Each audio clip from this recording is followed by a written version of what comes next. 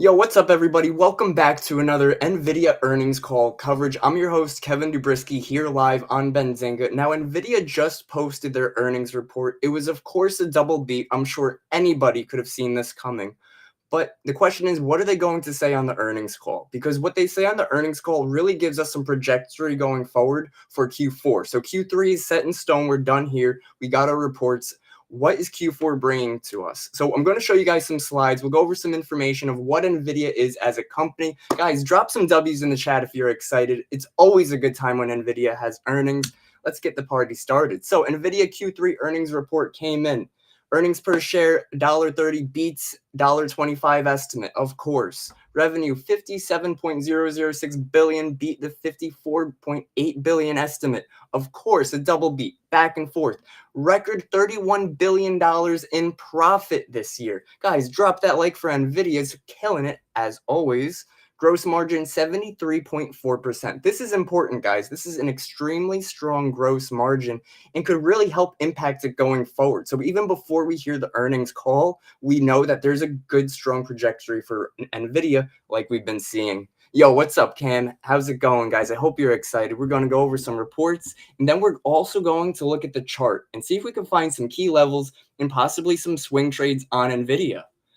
Guides Q4 sales to $65 billion as AI demand accelerates. So a lot of people, are we in a bubble? Are we in a bubble? Producer, I want you to throw a poll in the chat. Are we in a bubble? Let me know in the comments. We'll see if we get a poll running. I want to know what you think. Is this an AI bubble? I'm going to go with no, because we've been accelerating more and more and seeing more and more progress. We haven't hit a wall yet. We haven't said, okay, well, AI could do this much and it's capped. There hasn't been a cap on AI and there hasn't been a cap on NVIDIA.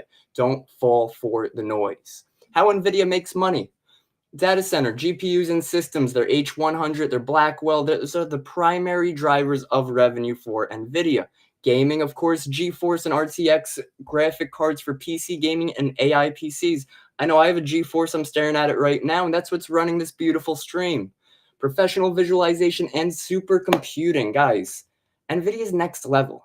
NVIDIA's up here, and the closest we got coming back to it's AMD, and that's chilling down here. No bubble. Yeah, I know. That's what I'm saying. Wall Street doesn't understand AI. That's right. Carson's got a great point in the chat, guys. We do not understand AI to the full length yet. Just like the .com, we didn't really understand, but AI really is that super, super extreme. So workstation GPUs, Omniverse, and AI systems, NVIDIA's in it all. OEM and others components, licensing in smaller segments, and product roadmap and innovation. So Blackwell GPUs, that's their B100 and B200. That's next-gen chips powering AI growth. Expansion of AI infrastructure, cloud, enterprise inference, and edge AI.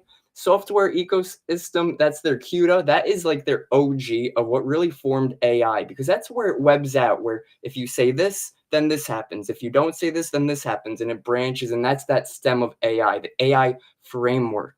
Developer platforms, a lot going on with NVIDIA, guys. They really have their hand in all of the cookie jars of AI.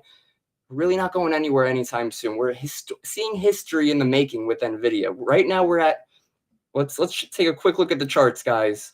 NVIDIA on a gap up off of the earnings report at 193, closed at 186 yesterday. Think of it this way, guys. If you were trading just a year ago, 2 years ago, before NVIDIA had a 10-for-1 stock split, people thought NVIDIA was overvalued when it was at $800. That would be equivalent to NVIDIA trading at $80 today. How amazing would that be to buy NVIDIA at 80? Now we're seeing as high as $210. That would be $2,100 a year or two ago before the stock split. And again, people thought 800, 900, 1,000 overvalued. Here we are, breaking higher continuously and moving forward. Almost like a Tesla run. Software stack, we went over this. Yeah, basic. To try. I like it, man. I like it. It seems pretty clear where NVIDIA wants to go and where it is headed. And diversification into automotive, embedded, and visualization markets to leverage GPU and IP base. This is really important, and not a lot of people touch up on it. But if NVIDIA really is leading AI, which we see very clearly that it is, they're going to be able to not take control, but have a say, have a board, have a way of saying, hey, we're partnering with Apple, we're partnering with Microsoft, we're partnering with everybody, right? Nvidia's partnered with so many Oracle, $300 billion partner with Oracle, OpenAI, another partner there. There's so many things going on with NVIDIA that they have this capital to start these partnerships and really just further develop. And we're seeing a lot of strength in this company and through this time. Guys, let me know what you think. I'd love to hear your thoughts.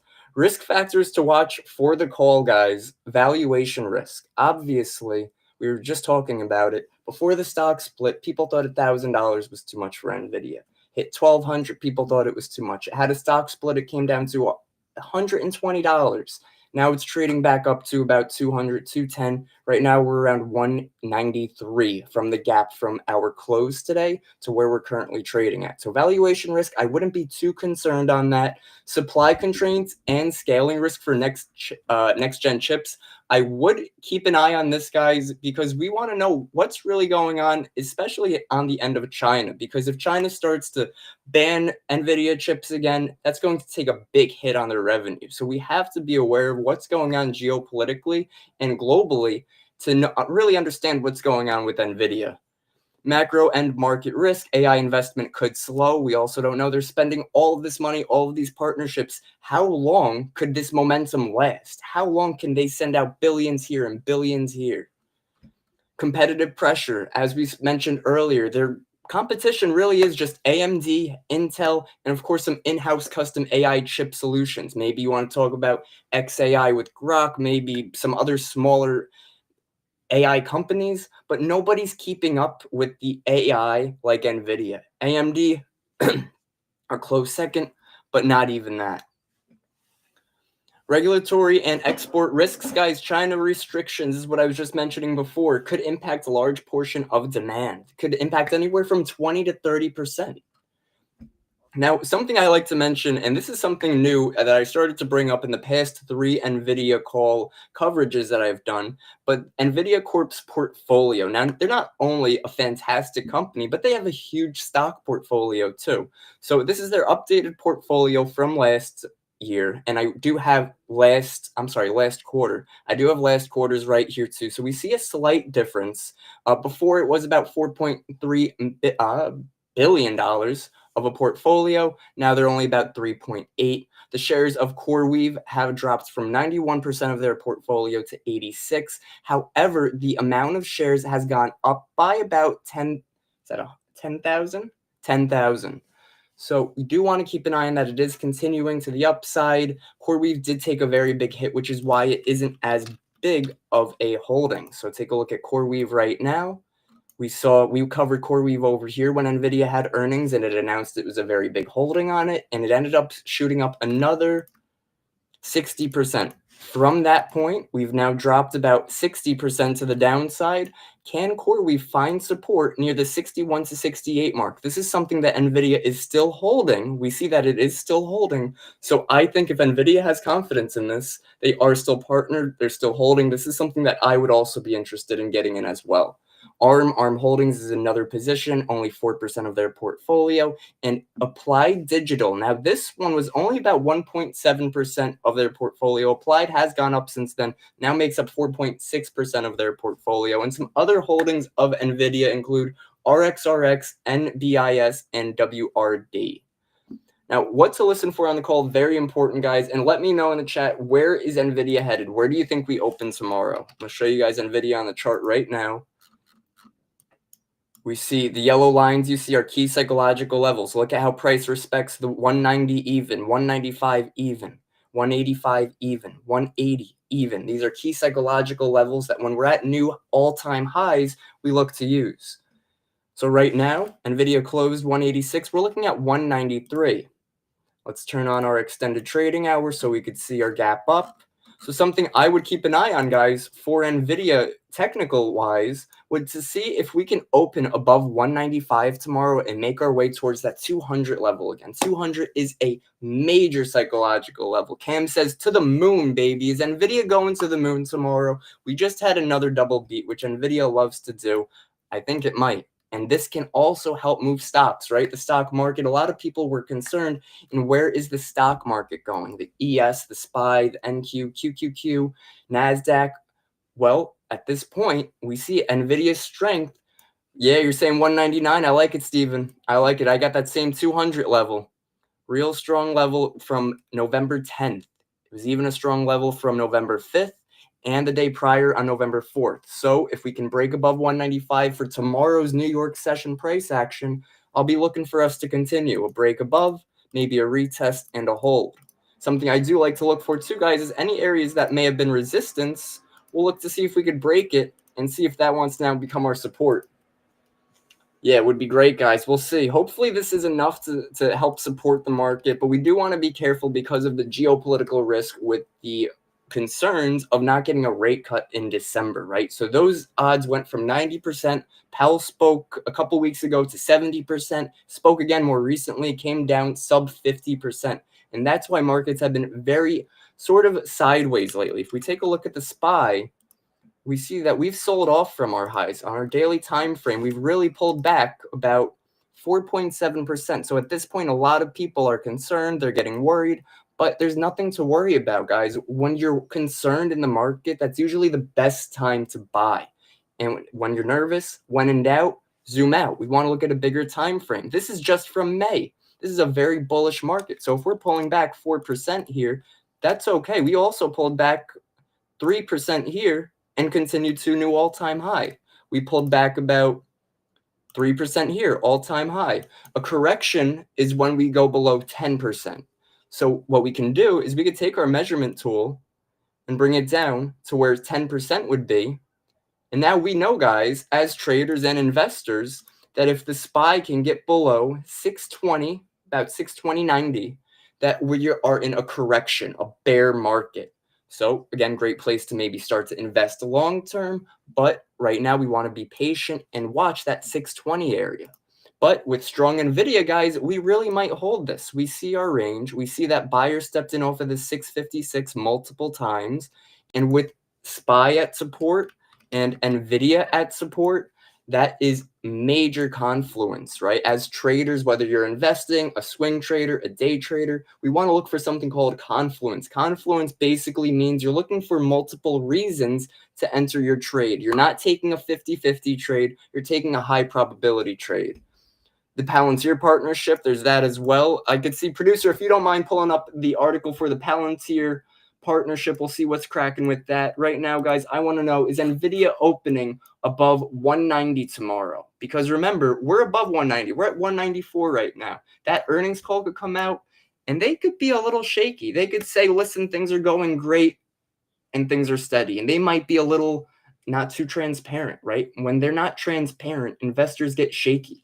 This big gap up could completely come right back to where we were today. So we want to be a little careful. And something too, guys, a lot of people, looking at the charts, they go, I should have bought calls. I should have bought calls. We have to remember too, day's not over yet. We could get the earnings call and come right back down. And pricing into an earnings call, an earnings report, into something like a large cap like Nvidia, Microsoft, something highly anticipated, what happens is the IV accelerates. When the IV accelerates, it increases, and that makes the price of the options extremely expensive. When the price of the options is too expensive, well, what happens if price goes nowhere and IV comes down is both options, calls and puts, get crushed. So here we go, Nvidia trying to make that break of 195. Now let's look back to our slides. What to listen for on the call. So the data center revenue growth and margin commentary, that's very important. We saw they had a 73% margin in Q3. That is fantastic, especially Blackwell demand and gross margin trends. Guidance for next quarter and forward-looking statements, cloud inference demand, and supply chain visibility. Are they being transparent with their supply chain, or they keep being a little nervous? No, man, I'm bullish, man. I'm bullish on it, but we have to be cautious bullish, right? We always want to be a little careful going into earnings calls, especially if you aren't invested, because you want to understand what's going on with the company. So it's sort of like a devil's advocate. We want to be able to play both sides so nothing comes as a surprise. But Nvidia, guys, extremely strong. Maybe you just joined recently, but we were definitely talking it up at the beginning of the call. Nvidia is one of the biggest, best, strongest leaders in the AI industry, and it's not going anywhere, and AI is just getting stronger as time progresses. Yeah, Nvidia is just almost always breaking, almost double beats every quarter lately. Software and ecosystem updates, new partnerships, and software monetization. Still waiting to see if we do get that article for possibly that Palantir partnership and macro commentary, AI investment timelines, and top customer concentration and global spending environments. So are they making big partnerships or big deals with other countries, or is China blocking them off again? These are all things we want to be careful on. Nice. Cam, been long on Nvidia since April. Love it, man. To the moon, baby. Nvidia to the moon. Let me know. To the moon or to the dump? Where do you guys think Nvidia is going? I'm definitely more bullish on Nvidia. We see very clearly, and we could turn our drawings off. Let's see if we could take a look at that article as well. Perfect, guys. We got that Nvidia article for us from our lovely. Oh, wait, I got to log in.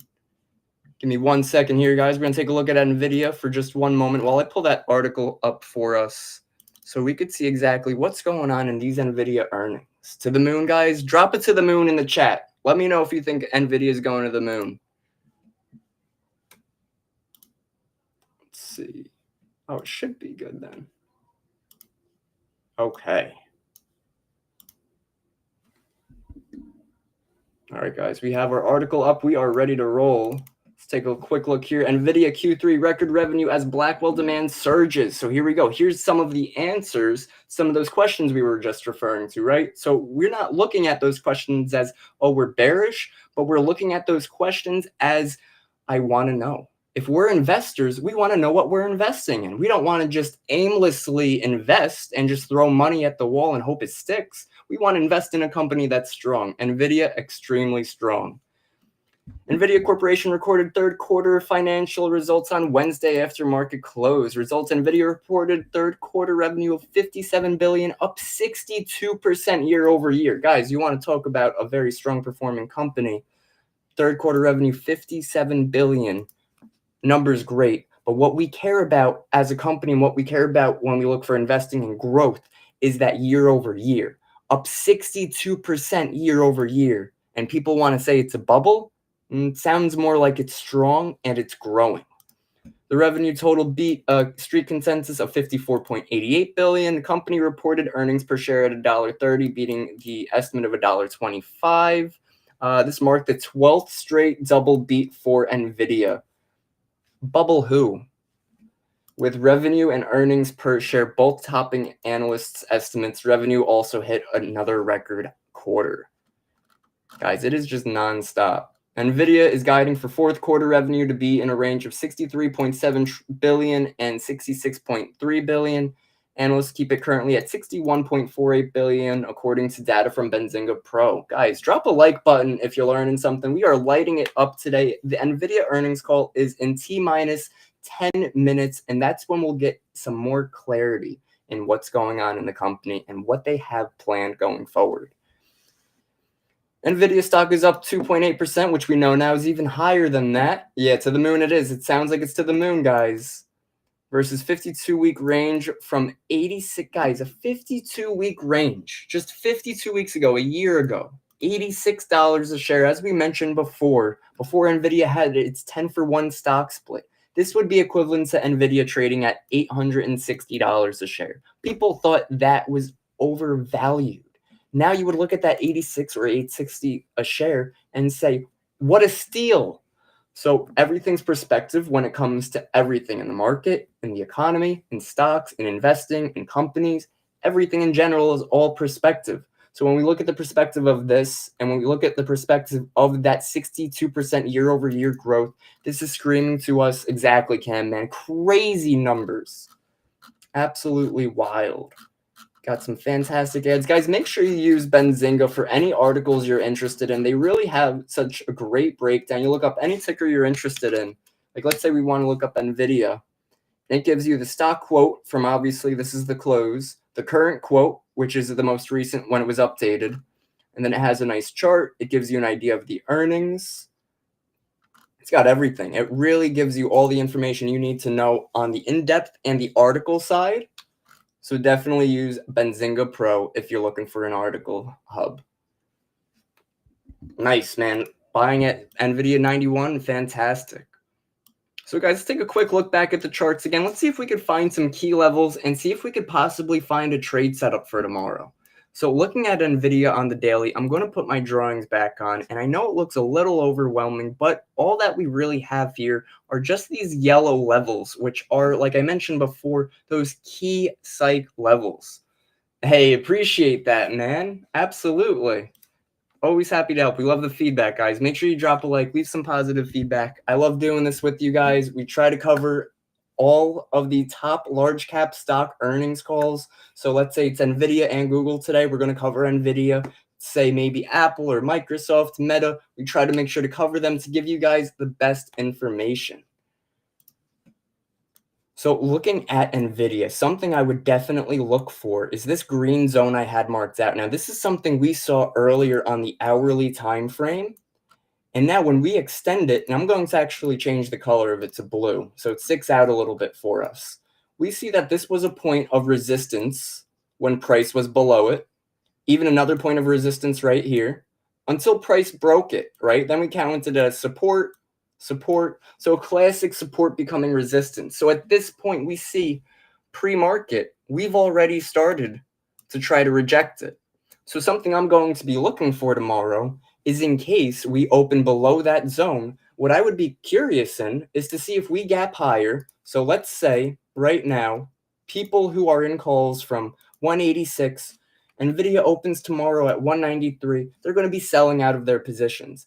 If we open below this resistance area, there's going to be a lot of people selling and taking profit. That could drive the stock lower. So what I would look for if we can open below 195 is to find that 195 as a resistance point, even though a lot of people might be looking to buy, right? Sort of like that market manipulation, like a lot of people like to claim markets are always going against me. Not necessarily. We want to be able to break it down. And guys, if you enjoyed this breakdown, you can follow me on Instagram is at Trading with Kev. Post content daily about what's going on in the markets. I'll do a quick breakdown on what happened on this Nvidia call as well, so keep an eye out for that too. You can follow me on X as well as Trade with Kev. We have about T minus. Let's see, is AI in a bubble, guys? We got 661 votes, and you guys are saying no, guys. That is the answer I agree with. I don't think we're in a bubble. I think we are just getting started. 83. Oh man, guys, run that like button up. I know we could break 100. Now, back to the trade plan, guys. I want to see us really breach this 196. If we could get back above 195, 196, we know Nvidia likes to trade with momentum. If that's the case, I'm going to look to see if we can trade somewhere above it and look for an area of support, right? So this was a resistance point. Well, now I want it to become a support area. And for a day trading perspective, I'm just going to be looking to trade it back to 200. So I'd be looking to buy some calls around 195 and target that 200 level if we have that momentum. Guys, that's right. Drop that follow, drop a like for this video. Absolutely love taking these calls with you guys. And it's so important too, because as traders, technical analysis is important, but fundamentals is just as, if not more important. We could have technical analysis and the markets, oh, it's going higher, higher, higher. But all it takes is one fundamental turn, whether it's the total market and we're looking at a Fed rate cut, or it's just Nvidia and it's talking about possibly pausing on partnerships. What if Nvidia announces, hey, listen, we've done X amount in partnerships this past year. At this point, we're going to hold off for the next quarter. So it's really a give and take, and we want to be careful and see what the market wants to give us. Guys, we're lighting it up. We have about over 1,000 people in here on YouTube. We love to see it. Hit that like if you've learned something today. We ran through some of the importance of what's going on with Nvidia. We went through how they make their money, what to listen for on the call. And we also covered a great article here from the Benzinga article. Guys, if you have any questions, if you want to look over any TA, definitely let me know. But really great stuff, and I'm definitely curious to see how Nvidia plays through. Let me know where you think Nvidia is opening tomorrow. Are we going to breach that 195 and make our way to 200? Are we going to fail and start to make some lower highs? If we delete some of these drawings, let's delete some of those drawings we just made.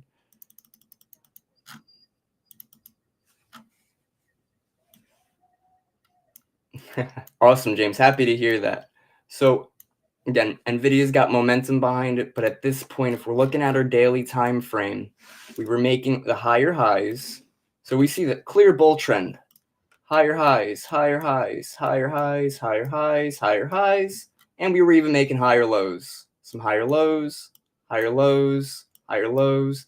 And even down here, when we sold off recently on Nvidia from that 212 all-time high, about a 15% retracement, we haven't broken below that 176. So we haven't even really entered that bear territory on Nvidia in terms of technical analysis, where we would break and create a lower low. So the only way I would be bearish on Nvidia is if we could break below 176. At this point, we just had a strong earnings report. No big shocker there. And we're trading at 194. I don't see Nvidia slowing down for any reason other than maybe something on the call. Guys, hit that like button. We're killing it right now. Absolutely. 15-minute time frame. I always like to do my analysis. If I'm looking for key levels, I like to turn off my regular trading hours for equities because I don't really not care, but I want to see how markets react intraday to the price levels. When we have real volume, New York session becomes real volume. After hours, there is no real trading on Nvidia or Apple, Microsoft, things like that. Futures are open 23 hours, but there is no New York session volume. So when we turn off our extended trading hours, look at how well we start respecting some of these levels. Resistance, resistance, resistance, support, resistance, support. Very simple. Yeah, guys, so make sure you stick around. The call is going to be streamed on this live stream. So in a few minutes, we're going to wrap it up here, and the call is going to be live. So make sure you run that like button up. Last time I'm asking for that. You guys are awesome. Fantastic audience today. I'm super excited to see what NVIDIA has in store for us and what they have in store on the call. I do think with the momentum we've seen on the double beat, with a strong call giving us good momentum, I think NVIDIA is going to fly. Guys, the call is in T-minus 2 minutes. I hope you enjoyed my talk today and our breakdown of NVIDIA. Hit the like, hit the follow. I'll see you guys shortly. And don't forget to follow us on social media at Benzinga and at Trading with Kev. And you can live trade with me daily at bullishbears.com. All right, take care, everybody.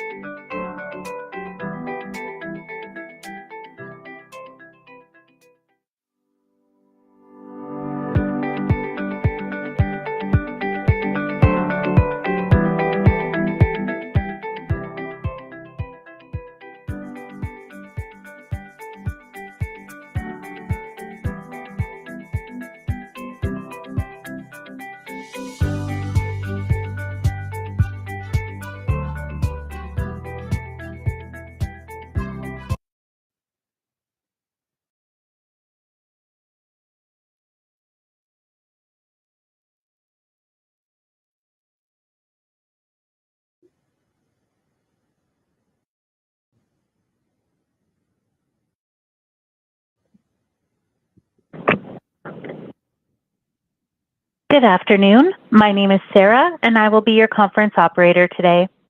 At this time, I would like to welcome everyone to NVIDIA's third quarter earnings call. All lines have been placed on mute to prevent any background noise. After the speaker's remarks, there will be a question and answer session. If you would like to ask a question during this time, simply press star, followed by the number 1 on your telephone keypad. If you would like to withdraw your question, press star 1 again. Thank you. Toshiya Hari, you may begin your conference. Thank you. Good afternoon, everyone, and welcome to NVIDIA's conference call for the third quarter of fiscal 2026. With me today from NVIDIA are Jensen Huang, President and Chief Executive Officer, and Colette Kress, Executive Vice President and Chief Financial Officer. I'd like to remind you that our call is being webcast live on NVIDIA's Investor Relations website. The webcast will be available for replay until the conference call to discuss our financial results for the fourth quarter of fiscal 2026. The content of today's call is NVIDIA's property. It can't be reproduced or transcribed without our prior written consent. During this call, we may make forward-looking statements based on current expectations. These are subject to a number of significant risks and uncertainties, and our actual results may differ materially. For a discussion of factors that could affect our future financial results and business, please refer to the disclosure in today's earnings release, our most recent Forms 10-K and 10-Q, and the reports that we may file on Form 8-K with the Securities and Exchange Commission. All our statements are made as of today, November 19th, 2025, based on information currently available to us. Except as required by law, we assume no obligation to update any such statements. During this call, we will discuss non-GAAP financial measures. You can find a reconciliation of these non-GAAP financial measures to GAAP financial measures in our CFO commentary, which is posted on our website. With that, let me turn the call over to Colette. Thank you, Toshiya. We delivered another outstanding quarter with revenue of $57 billion, up 62% year over year, and a record sequential revenue growth of $10 billion, or 22%. Our customers continue to lean into three platform shifts, fueling exponential growth for accelerated computing, powerful AI models, and agentic applications. Yet, we are still in the early innings of these transitions that will impact our work across every industry. We currently have visibility to $500 billion in Blackwell and Rubin revenue from the start of this year through the end of calendar year 2026. By executing our annual product cadence and extending our performance leadership through full-stack design, we believe NVIDIA will be the superior choice for the $3 to $4 trillion in annual AI infrastructure build we estimate by the end of the decade.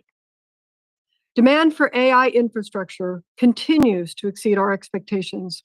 The clouds are sold out, and our GPU installed base, both new and previous generations, including Blackwell, Hopper, and Ampere, is fully utilized.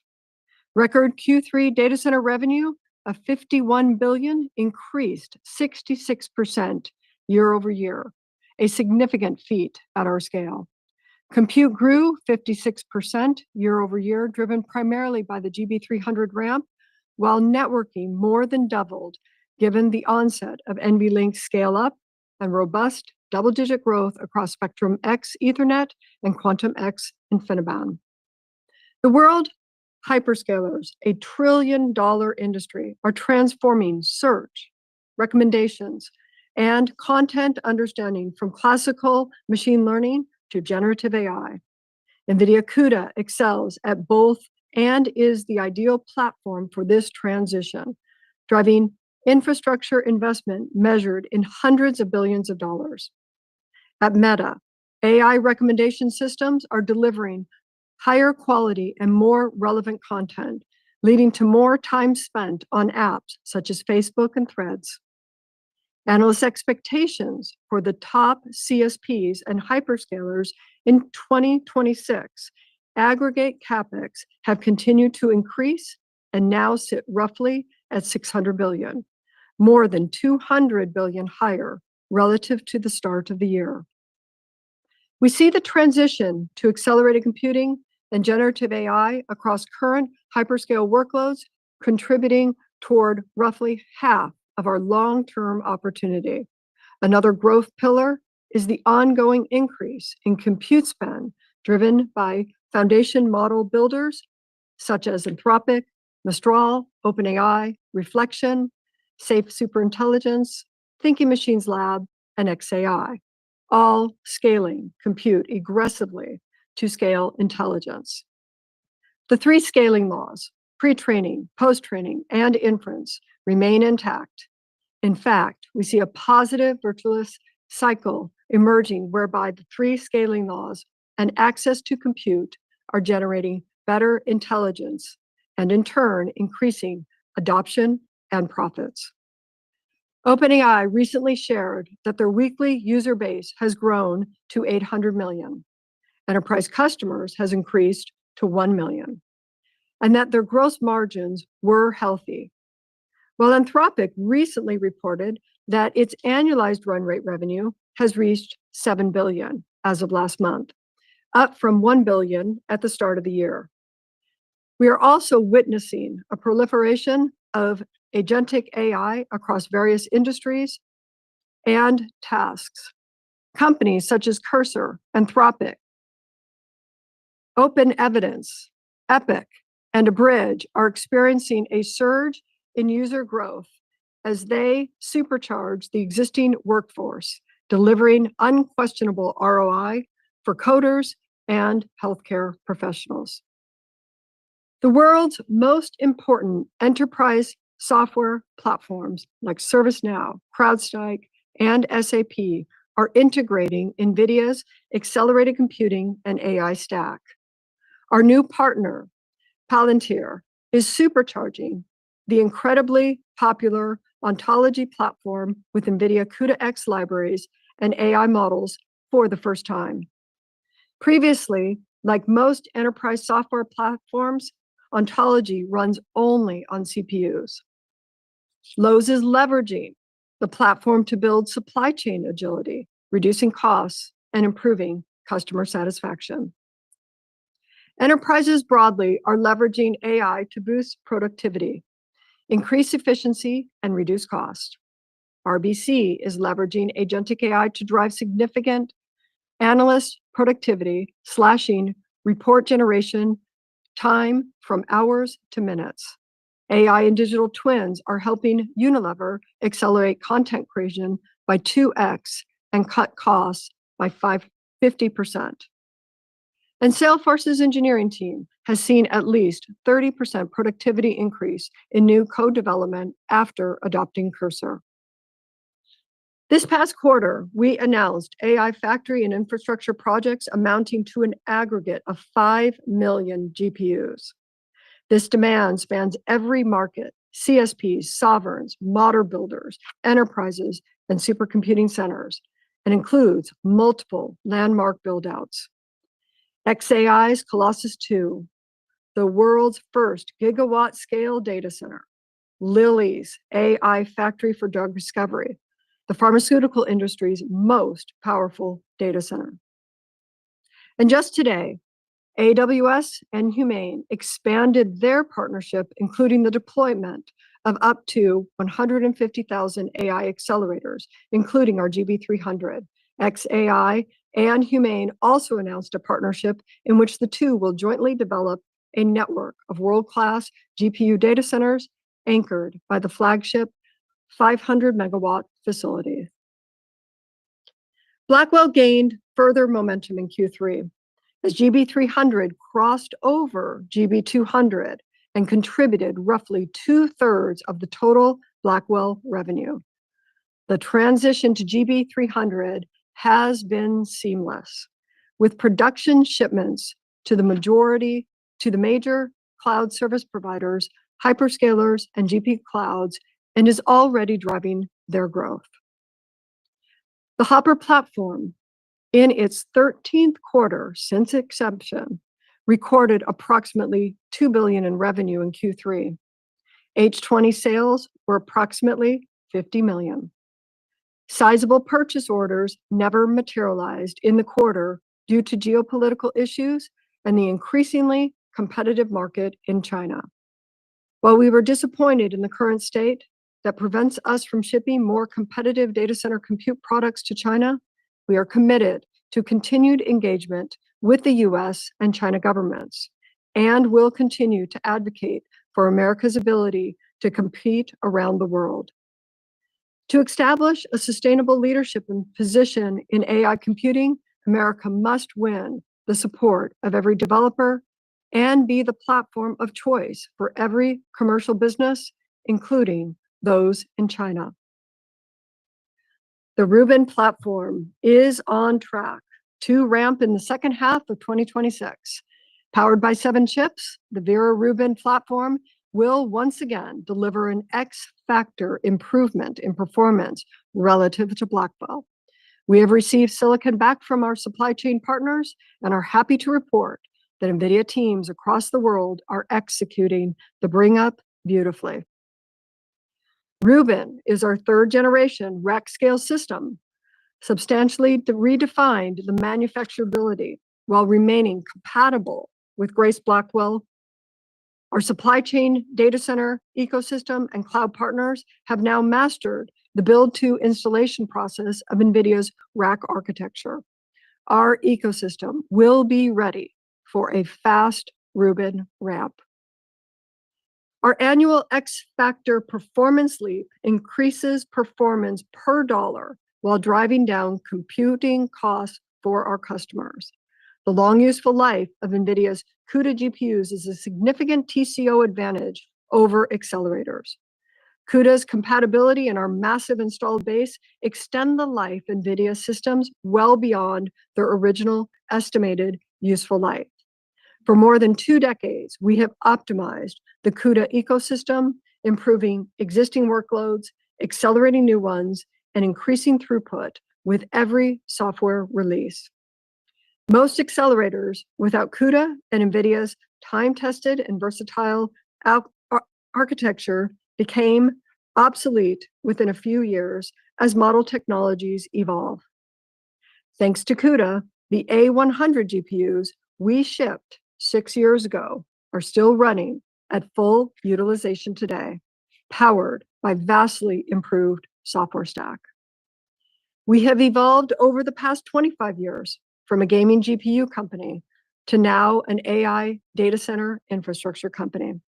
Our ability to innovate across the CPU, the GPU, networking, and software, and ultimately drive down cost per token is unmatched across the industry. Our networking business, purpose-built for AI, and now the largest in the world, generated revenue of $8.2 billion, up 162% year over year, with NVLink, InfiniBand, and Spectrum-X Ethernet all contributing to growth. We are winning in data center networking as the majority of AI deployments now include our switches with Ethernet GPU attach rates roughly on par with InfiniBand. Meta, Microsoft, Oracle, and xAI are building gigawatt AI factories with Spectrum-X Ethernet switches, and each will run its operating system of choice, highlighting the flexibility and openness of our platform. We recently introduced Spectrum XGS, a scale-across technology that enables gigascale AI factories. NVIDIA is the only company with AI scale-up, scale-out, and scale-across platforms, reinforcing our unique position in the market as the AI infrastructure provider. Customer interest in NVLink Fusion continues to grow. We announced a strategic collaboration with Fujitsu in October, where we will integrate Fujitsu's CPUs and NVIDIA GPUs via NVLink Fusion, connecting our large ecosystems. We also announced a collaboration with Intel to develop multiple generations of custom data center and PC products, connecting NVIDIA and Intel's ecosystems using NVLink. This week at Supercomputing 25, ARM announced that it will be integrating NVLink IP for customers to build CPU SoCs that connect with NVIDIA. Currently on its 5th generation, NVLink is the only proven scale-up technology available on the market today.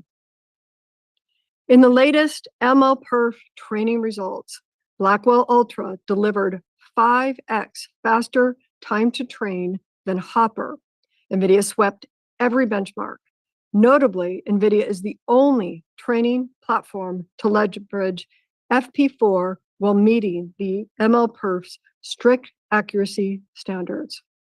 In semi-analysis inference max benchmark, Blackwell achieved the highest performance and lowest total cost of ownership across every model and use case.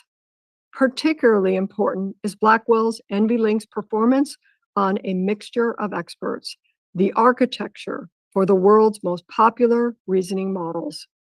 On DeepSeek R1 Blackwell delivered 10x higher performance per watt and 10x lower cost per token versus H200, a huge generational leap fueled by our extreme co-design approach.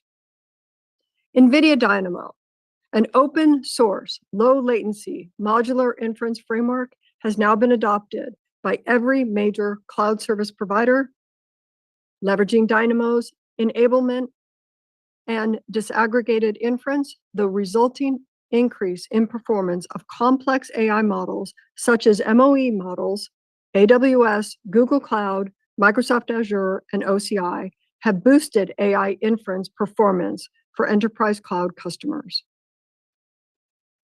We are working on a strategic partnership with OpenAI, focused on helping them build and deploy at least 10 gigawatts of AI data centers. In addition, we have the opportunity to invest in the company. We serve OpenAI through their cloud partners, Microsoft Azure, OCI, and CoreWeave. We will continue to do so for the foreseeable future. As they continue to scale, we are delighted to support the company to add self-build infrastructure, and we are working toward a definitive agreement and are excited to support OpenAI's growth. Yesterday, we celebrated an announcement with Anthropic. For the first time, Anthropic is adopting NVIDIA, and we are establishing a deep technology partnership to support Anthropic's fast growth. We will collaborate to optimize Anthropic models for CUDA and deliver the best possible performance, efficiency, and TCO. We will also optimize future NVIDIA architectures for Anthropic workloads. Anthropic's compute commitment is initially including up to 1 gigawatt of compute capacity with Grace Blackwell and Vera Rubin systems. Our strategic investments in Anthropic, Mistral, OpenAI, Reflection, Thinking Machines, and other represent partnerships that grow the NVIDIA CUDA AI ecosystem and enable every model to run optimally on NVIDIA's everywhere. We will continue to invest strategically while preserving our disciplined approach to cash flow management. Physical AI is already a multi-billion-dollar business addressing a multi-trillion-dollar opportunity and the next leg of growth for NVIDIA. Leading US manufacturers and robotics innovators are leveraging NVIDIA's 3-computer architecture to train on NVIDIA, test on Omniverse computer, and deploy real-world AI on Jetson robotic computers. PTC and Siemens introduced new services that bring Omniverse-powered digital twin workflows to their extensive installed base of customers. Companies including Belden, Caterpillar, Foxconn, Lucid Motors, Toyota, TSMC, and Wistron are building Omniverse digital twin factories to accelerate AI-driven manufacturing and automation. Agility Robotics, Amazon Robotics, Figure, and Skilled at AI are building our platform, tapping offerings such as NVIDIA Cosmos World Foundation models for development, Omniverse for simulation and validation, and Jetson to power next-generation intelligent robots. We remain focused on building resiliency and redundancy in our global supply chain. Last month, in partnership with TSMC, we celebrated the first Blackwell wafer produced on US soil. We will continue to work with Foxconn, Wistron, Amkor, Spill, and others to grow our presence in the US over the next 4 years. Gaming revenue was $4.3 billion, up 30% year on year, driven by strong demand as Blackwell momentum continued. End market sell-through remains robust, and channel inventories are at normal levels heading into the holiday season. Steam recently broke its concurrent user record with 42 million gamers, while thousands of fans packed the GeForce Gamer Festival in South Korea to celebrate 25 years of GeForce. NVIDIA Pro Visualization has evolved into computers for engineers and developers, whether for graphics or for AI. Professional visualization revenue was $760 million, up 56% year over year, was another record. Growth was driven by DGX Spark, the world's smallest AI supercomputer, built on a small configuration of Grace Blackwell. Automotive revenue was $592 million, up 32% year over year, primarily driven by self-driving solutions. We are partnering with Uber to scale the world's largest Level 4 ready autonomous fleet, built on the new Nvidia Hyperion L4 robotaxi reference architecture. Moving to the rest of the P&L, GAAP gross margins were 73.4% and non-GAAP gross margins was 73.6%, exceeding our outlook. Gross margins increased sequentially due to our data center mix, improved cycle time, and cost structure. GAAP operating expenses were up 8% sequentially and up 11% on non-GAAP basis. The growth was driven by infrastructure compute, as well as higher compensation and benefits and engineering development costs. Non-GAAP effective tax rate for the third quarter was just over 17%, higher than our guidance of 16.5% due to the strong U.S. revenue. On our balance sheet, inventory grew 32% quarter over quarter, while supply commitments increased 63% sequentially. We are preparing for significant growth ahead and feel good about our ability to execute against our opportunity set. Okay, let me turn to the outlook for the fourth quarter. Total revenue is expected to be $65 billion, plus or minus 2%. At the midpoint, our outlook implies 14% sequential growth, driven by continued momentum in the Blackwell architecture. Consistent with last quarter, we are not assuming any data center compute revenue from China. GAAP and non-GAAP gross margins are expected to be 74.8% and 75%, respectively, plus or minus 50 basis points. Looking ahead to fiscal year 2027, input costs are on the rise, but we are working to hold gross margins in the mid-70s. GAAP and non-GAAP operating expenses are expected to be approximately $6.7 billion and $5 billion, respectively. GAAP and non-GAAP other income and expenses are expected to be an income of approximately $500 million, excluding gains and losses from non-marketable and publicly held equity securities. GAAP and non-GAAP tax rates are expected to be 17%, plus or minus 1%, excluding any discrete items.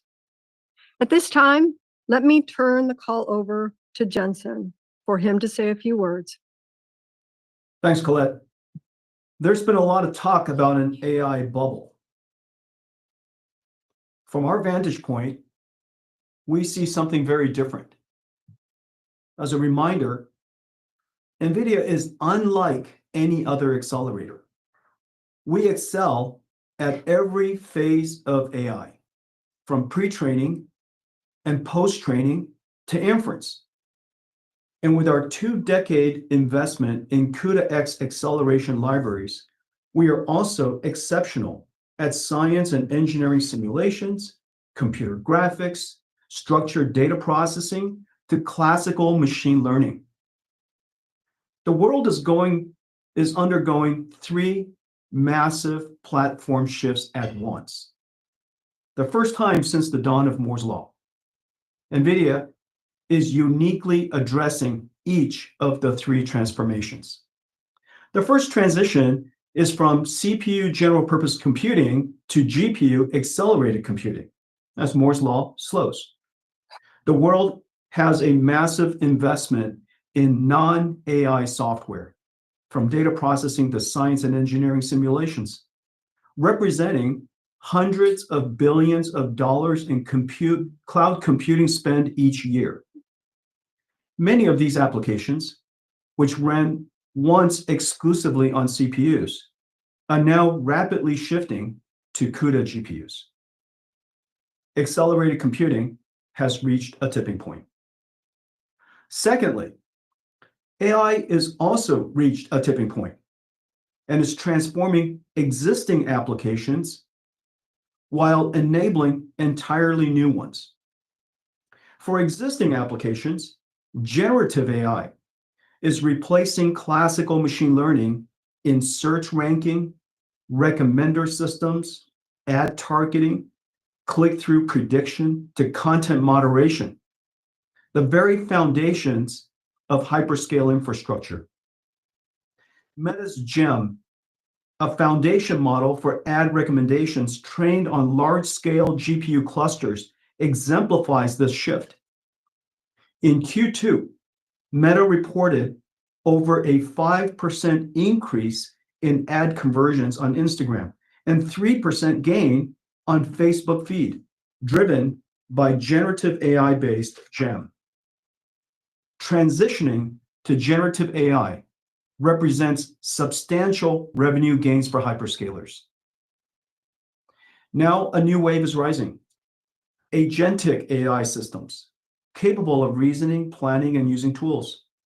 From coding assistants like Cursor and Claude Code to radiology tools like iDoc, legal assistants like Harvey, and AI chauffeurs like Tesla FSD and Waymo. These systems mark the next frontier of computing. The fastest growing companies in the world today, OpenAI, Anthropic, xAI, Google, Cursor, Lovable, Replit, Cognition AI, OpenEvidence, Abridge, Tesla, are pioneering agentic AI. So there are three massive platform shifts. The transition to accelerated computing is foundational and necessary, essential in a post-Moore's Law era. The transition to generative AI is transformational and necessary, supercharging existing applications and business models. And the transition to agentic and physical AI will be revolutionary, giving rise to new applications, companies, products, and services. As you consider infrastructure investments, consider these three fundamental dynamics. Each will contribute to infrastructure growth in the coming years. NVIDIA is chosen because our singular architecture enables all three transitions, and thus so for any form and modality of AI, across all industries, across every phase of AI, across all of the diverse computing needs in a cloud, and also from cloud to enterprise to robots. One architecture. Toshiya, back to you. We will now open the call for questions. Operator, would you please poll for questions?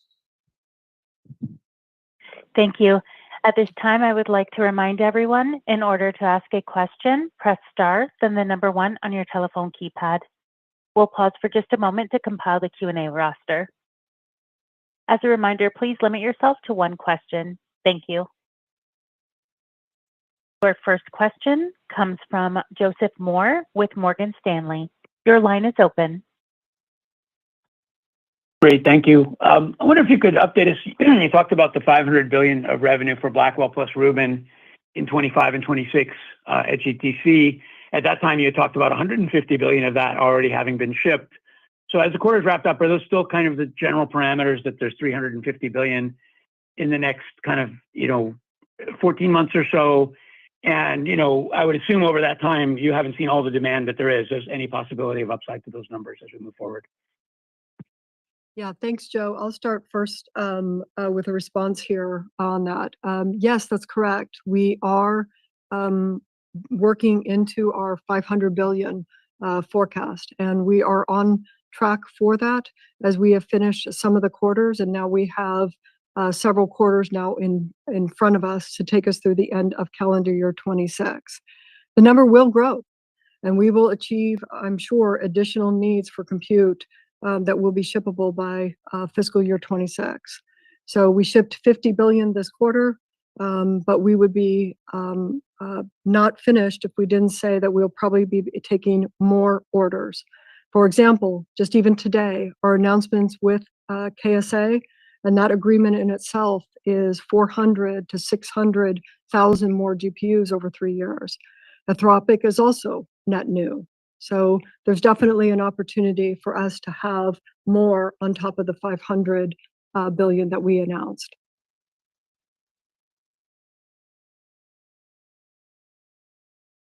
The next question comes from CJ Muse with Cantor Fitzgerald. Your line is open. Yeah, good afternoon. Thank you for taking the question.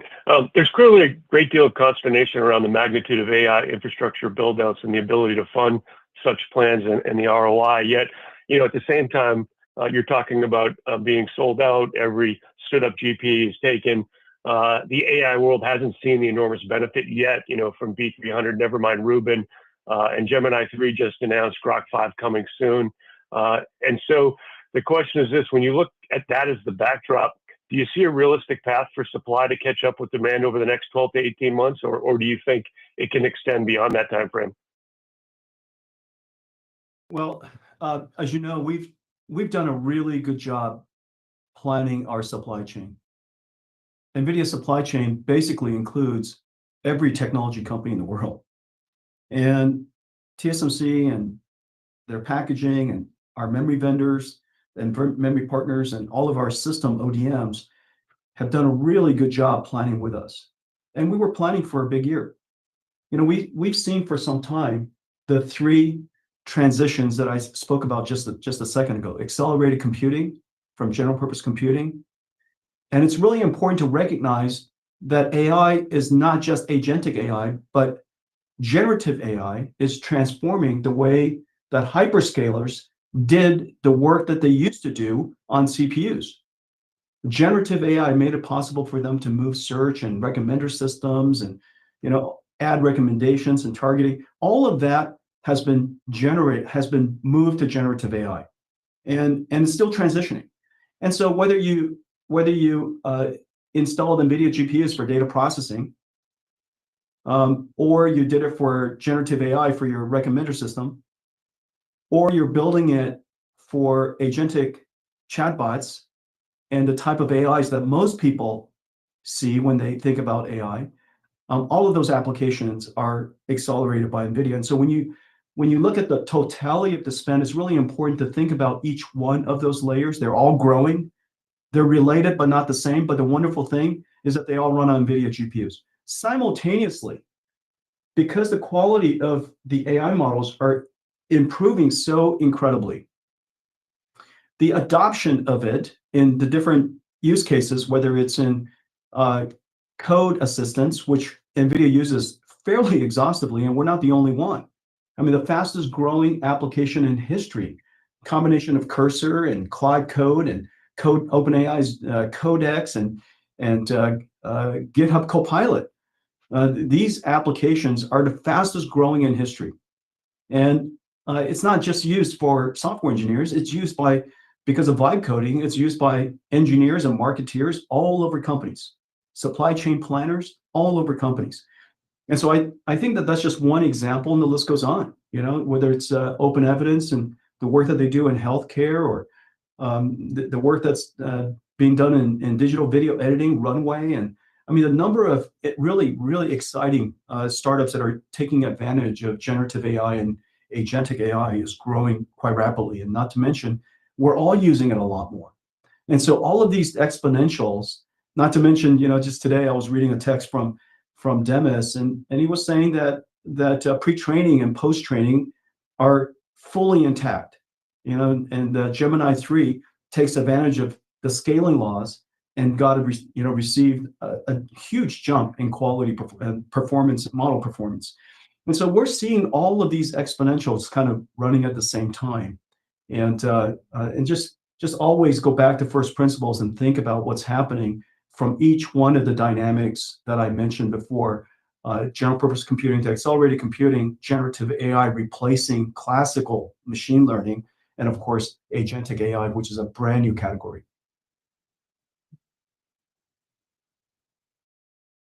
The next question comes from Vivek Arya with Bank of America Securities. Your line is open. Thanks for taking my question. I'm curious, what assumptions are you making on NVIDIA content per gigawatt in that 500 billion number? Because we have heard, numbers as low as 25 billion per gigawatt of content to as high as 30 or 40 billion per gigawatt. So I'm curious what power and what dollar per gigawatt assumptions you are making as part of that 500 billion number. And then longer term, Jensen, the 3 to 4 trillion in data center by 2030 was mentioned. How much of that do you think will require vendor financing, and how much of that can be supported by cash flows of your large customers or governments or enterprises? Thank you. In each generation, from Ampere to Hopper, from Hopper to Blackwell, Blackwell to Rubin, a part of the data center increases, and Hopper generation was probably something along the lines of 20 some odd, 20 to 25. Blackwell generation, Grace Blackwell particularly, is probably 30 to 30, say 30 plus or minus, and then Rubin is probably higher than that. And in each one of these generations, the speed up is X factors, and therefore their TCO, the customer TCO, improves by X factors. And the most important thing is, in the end, you still only have 1 gigawatt of power. 1 gigawatt data centers, 1 gigawatt of power, and therefore performance per watt, the efficiency of your architecture, is incredibly important. And the efficiency of your architecture can't be brute forced. There is no brute forcing about it. That 1 gigawatt translates directly, your performance per watt translates directly, absolutely directly to your revenues, which is the reason why choosing the right architecture matters so much now. The world doesn't have an excess of anything to squander. And so we have to be really, really, we use this concept called co-design across our entire stack, across the frameworks and models, across the entire data center, even power and cooling optimized across the entire supply chain in our ecosystem. And so each generation, our economic contribution will be greater, our value delivered will be greater, but the most important thing is our energy efficiency per watt is going to be extraordinary every single generation. With respect to growing into continuing to grow, our customers' financing is up to them. We see the opportunity to grow for quite some time. And remember, today, most of the focus has been on the hyperscalers. And one of the areas that is really misunderstood about the hyperscalers is that the investment on NVIDIA GPUs not only improves their scale, speed, and cost from general purpose computing. That's number one, because Moore's law scaling has really slowed. Moore's law is about driving costs down. It's about deflationary cost, the incredible deflationary cost of computing over time, but that has slowed. Therefore, a new approach is necessary for them to keep driving the cost down. Going to NVIDIA GPU computing is really the best way to do so. The second is revenue boosting in their current business models. Recommender systems drive the world's hyperscalers. Every single, whether it's watching short form videos or recommending books or recommending the next item in your basket, to recommending ads, to recommending news, it's all about recommenders. The internet has trillions of pieces of content. How could they possibly figure out what to put in front of you in your little tiny screen unless they have really sophisticated recommender systems to do so? Well, that has gone generative AI. So the first two things that I just said, hundreds of billions of dollars of CapEx is going to have to be invested, is fully cash flow funded. What is above it, therefore, is agentic AI. This is revenue, is net new consumption, but it's also net new applications. And some of the applications I mentioned before, but these new applications are also the fastest growing applications in history. Okay, so I think that you're going to see that once people start to appreciate what is actually happening under the water, if you will, from the simplistic view of what's happening to CapEx investment, recognizing there's these three dynamics. And then lastly, remember, we were just talking about the American CSPs. Each country will fund their own infrastructure. And you have multiple countries, you have multiple industries. Most of the world's industries haven't really engaged agentic AI yet, and they're about to. All the names of companies that we're working with, whether it's autonomous vehicle companies or digital twins for physical AI for factories, and the number of factories and warehouses being built around the world, just the number of digital biology startups that are being funded so that we could accelerate drug discovery. All of those different industries are now getting engaged, and they're going to do their own fundraising. And so don't just look at the hyperscalers as a way to build out for the future. You got to look at the world. You got to look at all the different industries, and enterprise computing is going to fund their own industry. The next question comes from Ben Reitzes with Melius. Your line is open. Hey, thanks a lot.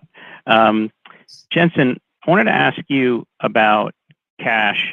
Speaking of $500 billion, you may generate about $500 billion in free cash flow over the next couple of years.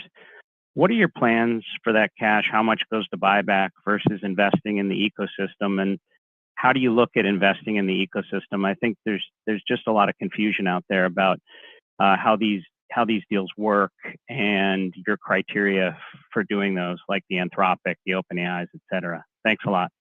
Yeah, appreciate the question. Of course, using cash to fund our growth. No company has ever grown at the scale that we're talking about and have the connection and the depth and the breadth of supply chain that NVIDIA has. The reason why our entire customer base can rely on us is because we've secured a really resilient supply chain, and we have the balance sheet to support them. When we make purchases, our suppliers can take it to the bank. When we make forecasts and we plan with them, they take us seriously because of our balance sheet. We're not making up the offtake. We know what our offtake is, and because they've been planning with us for so many years, our reputation and our credibility is incredible. And so it takes really strong balance sheet to do that, to support the level of growth and the rate of growth and the magnitude associated with that. So that's number one. The second thing, of course, we're going to continue to do stock buybacks. We're going to continue to do that. But with respect to the investments, this is really, really important work that we do. All of the investments that we've done so far, all the way, period, is associated with expanding the reach of CUDA, expanding the ecosystem.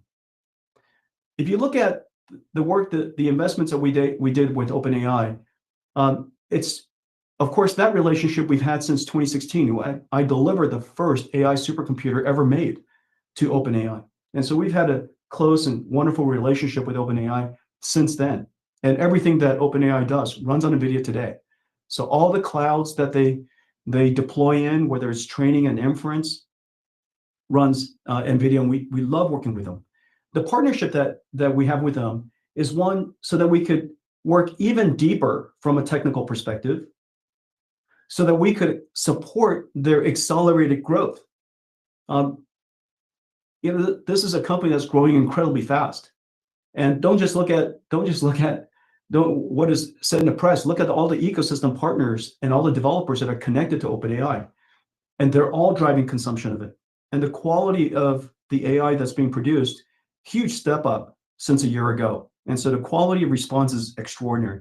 So we invest in OpenAI for a deep partnership in co-development to expand our ecosystem and to support their growth. And of course, rather than giving up a share of our company, we get a share of their company.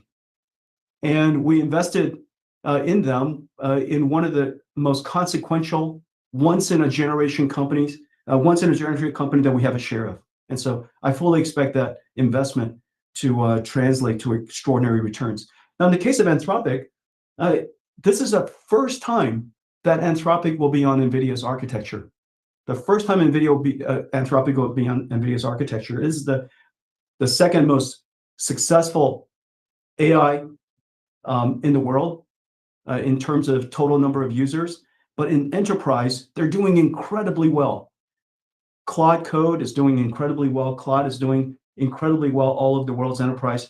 And now we have the opportunity to have a deep partnership with them and bringing Claude onto the NVIDIA platform. And so what do we have now? NVIDIA's architecture, taking a step back, NVIDIA's architecture, NVIDIA's platform is the singular platform in the world that runs every AI model. We run OpenAI, we run Anthropic, we run xAI. Because of our deep partnership with Elon and xAI, we were able to bring that opportunity to Saudi Arabia, to the KSA, so that Humane could also be hosting opportunity for xAI. We run xAI, we run Gemini, we run thinking machines. Let's see, what else do we run? We run them all. And so not to mention, we run the science models, the biology models, DNA models, gene models, chemical models, and all the different fields around the world. It's not just cognitive AI that the world uses. AI is impacting every single industry. And so we have the ability, through the ecosystem investments that we make, to deeply partner on a technical basis with some of the best companies, most brilliant companies in the world. We're expanding the reach of our ecosystem, and we're getting a share and investment in what will be a very successful company, oftentimes once in a generation company. And so that's our investment thesis. The next question comes from Jim Schneider with Goldman Sachs. Your line is open. Good afternoon. Thanks for taking my question. In the past, you've talked about roughly 40% of your shipments tied to AI inference. I'm wondering, as you look forward into next year, where do you expect that percentage could go in say, a year's time? And can you maybe address the Rubin CPX product you expect to introduce next year and contextualize that? How big of the overall TAM you expect that can take, and maybe talk about some of the target customer applications for that specific product? Thank you. CPX is designed for long context type of workload generation. And so long context, basically, before you start generating answers, you have to read a lot, basically, long context. And it could be a bunch of PDFs, it could be watching a bunch of videos, studying 3D images, so on and so forth. You have to absorb the context. And so CPX is designed for long context type of workloads. And its perf per dollar is excellent. Its perf per watt is excellent. And which made me forget the first part of the question. Inferencing. Oh, inference. Yeah, there are three scaling laws that are scaling at the same time. The first scaling law, called pre-training, continues to be very effective. And the second is post-training. Post-training basically has found incredible algorithms for improving an AI's ability to break a problem down and solve a problem step by step. And post-training is scaling exponentially. Basically, the more compute you apply to a model, the smarter it is, the more intelligent it is. And then the third is inference. Inference, because of chain of thought, because of reasoning capabilities, AIs are essentially reading, thinking before it answers. And the amount of computation necessary as a result of those three things has gone completely exponential. I think that it's hard to know exactly what the percentage will be at any given point in time and who, but of course our hope is that inference is a very large part of the market, because if inference is large, then what it suggests is that people are using it in more applications and they're using it more frequently. And that's, we should all hope for inference to be very large. And this is where Grace Blackwell is just an order of magnitude better, more advanced than anything in the world. The second best platform is H200. And it's very clear now that GB200, and GB300, because of NVLink 72, the scale-up network that we have, achieve, and you saw, and Colette talked about in the semi-analysis benchmark, it's the largest single inference benchmark ever done. And GB200, NVLink 72 is 10 to 15 times higher performance.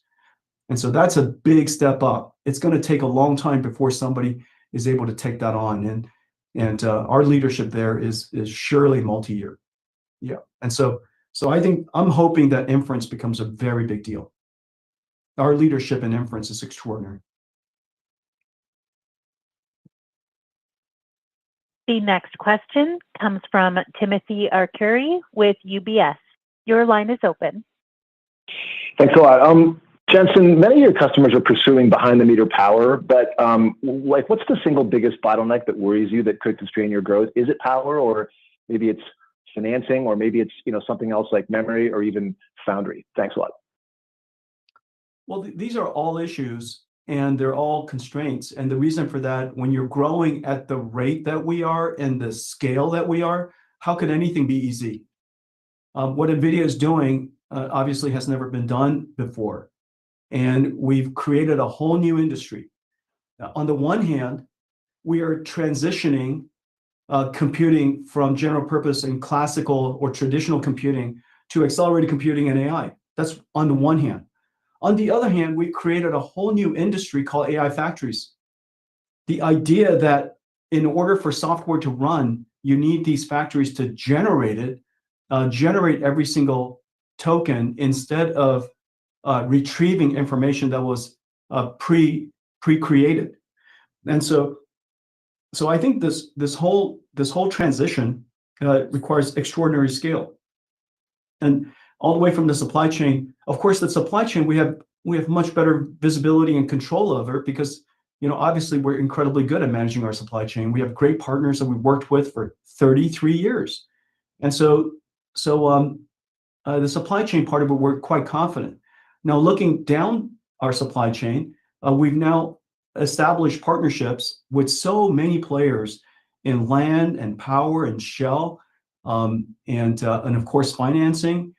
These things, none of these things are easy, but they're all tractable and they're all solvable things. And the most important thing that we have to do is do a good job planning. We plan up the supply chain, down the supply chain. We've established a whole lot of partners. And so we have a lot of routes to market, and very importantly, our architecture has to deliver the best value to the customers that we have. And so at this point, I'm very confident that NVIDIA's architecture is the best performance per TCO. It is the best performance per watt, and therefore for any amount of energy that is delivered, our architecture will drive the most revenues. And I think the increasing rate of our success, I think that we're more successful this year at this point than we were last year at this point. The number of customers coming to us and the number of platforms coming to us after they've explored others is increasing, not decreasing. And so I think I think all of that is just, all the things that I've been telling you over the years are really coming true and or becoming evident. The next question comes from Stacy Raskin with Bernstein Research. Your line is open. Questions. Colette, I had some questions on margins. You said for next year you're working to hold them in the mid-70s. So I guess, first of all, what are the biggest cost increases? Is it just memory or is it something else? What are you doing to work toward that? How much is cost optimizations versus pre-buys versus pricing? And then also, how should we think about OpEx growth next year, given the revenues seem likely to grow materially from where we're running right now? Thanks, Stacey. Let me see if I can start with remembering where we were with the current fiscal year that we're in. Remember, earlier this year, we indicated that through cost improvements and mix that we would exit the year in our gross margins in the mid-70s. We've achieved that and getting ready to also execute that in Q4. So now it's time for us to communicate where are we working right now in terms of next year. Next year, there are input prices that are well known in the industries that we need to work through. And our systems are by no means very easy to work with. There are a tremendous amount of components, many different parts of it as we think about that. So we're taking all of that into account, but we do believe if we look at working again on cost improvements, cycle time, and mix, that we will work to try and hold at our gross margins in the mid-70s. So that's our overall plan for gross margin. Your second question is around OpEx. And right now, our goal in terms of OpEx is to really make sure that we are innovating with our engineering teams, with all of our business teams, to create more and more systems for this market. As you know, right now we have a new architecture coming out, and that means they are quite busy in order to meet that goal. And so we're going to continue to see our investments on innovating more and more, both our software, both our systems, and our hardware to do so. I'll turn it to Jensen if he wants to add in a couple more comments. Yeah, I think that's spot on. I think the only thing that I would add is remember that we plan, we forecast, we plan, and we negotiate with our supply chain well in advance. Our supply chain have known for quite a long time our requirements, and they've known for quite a long time our demand, and we've been working with them and negotiating with them for quite a long time. And so I think the recent surge, obviously quite significant, but remember our supply chain has been working with us for a very long time. And so in many cases we've secured a lot of supply for ourselves, because obviously they're working with the largest company in the world in doing so, and we've also been working closely with them on the financial aspects of it, and securing forecasts and plans and so on and so forth. So I think all of that has worked out well for us. Your final question comes from the line of Aaron Rakers with Wells Fargo. Your line is open. Yeah, thanks for taking the question. Jensen, the question's for you. As you think about the Anthropic deal that was announced and just the overall breadth of your customers, I'm curious if your thoughts around the role that AI ASICs or dedicated XPUs play in these architecture build-outs has changed at all. Have you seen, I think you've been fairly adamant in the past that some of these programs never really see deployments, but I'm curious if we're at a point where maybe that's even changed more in favor of just GPU architecture. Thank you. Yeah, thank you very much, and I really appreciate the question. So first of all, you're not competing against teams. You're against a company. You're competing against teams, and there just aren't that many teams in the world who are extraordinary at building these incredibly complicated things. Back in the Hopper day and the Ampere days, we would build one GPU. That's the definition of an accelerated AI system. But today, we've got to build entire racks, three different types of switches: a scale up, a scale out, and a scale across switch. And it takes a lot more than one chip to build a compute node anymore. Everything about that computing system, because AI needs to have memory, AI didn't used to have memory at all. Now it has to remember things. The amount of memory and context it has is gigantic.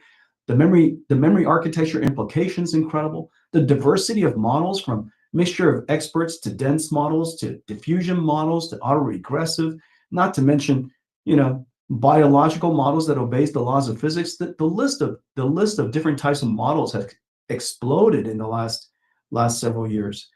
And so the challenge is the complexity of the problem is much higher. The diversity of AI models is incredibly large. And so this is where, if I will say the 5 things that makes us special, if you will. The first thing I would say, that makes us special is that we accelerate every phase of that transition. That's the first phase. That CUDA allows us to have CUDA X for transitioning from general purpose accelerated computing. We're incredibly good at generative AI. We're incredibly good at agentic AI. So every single phase of that, every single layer of that transition, we are excellent at. You can invest in one architecture, use it across the board. You can use one architecture and not worry about the changes in the workload across those three phases. That's number one. Number two, we're excellent at every phase of AI. Everybody's always known that we're incredibly good at pre-training. We're obviously very good at post-training, and we're incredibly good, as it turns out, at inference, because inference is really, really hard. How could thinking be easy? You know, people think that inference is one shot and therefore it's easy. Anybody could approach the market that way, but it turns out to be the hardest of all, because thinking, as it turns out, is quite hard. We're great at every phase of AI, the second thing. The third thing is we're now the only architecture in the world that runs every AI model, every frontier AI model. We run open source AI models incredibly well. We run science models, biology models, robotics models. We run every single model. We're the only architecture in the world that can claim that. It doesn't matter whether you're autoregressive or diffusion-based. We run everything. And we run it for every major platform, as I just mentioned. So we run every model. And then the fourth thing I would say is that we're in every cloud. The reason why developers love us is because we're literally everywhere. We're in every cloud. We're in every, we could even make you a little tiny cloud called DGX Spark. And so we're in every computer. We're everywhere, from cloud to on-prem to robotic systems, edge devices, PCs, you name it. One architecture, things just work. It's incredible. And then the last thing, and this is probably the most important thing, the fifth thing, is if you are a cloud service provider, if you're a new company like Humane, if you're a new company like CoreWeave or Nscale or Nebius, or OCI for that matter, the reason why NVIDIA is the best platform for you is because our offtake is so diverse. We can help you with offtake. It's not about just putting a random ASIC into a data center. Where's the offtake coming from? Where's the diversity coming from? Where's the resilience coming from? The versatility of the architecture coming from, the diversity of capability coming from.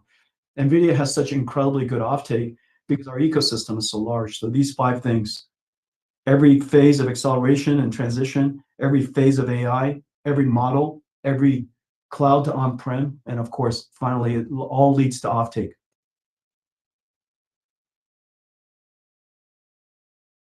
Thank you. I will now turn the call to Toshiya Hari for closing remarks.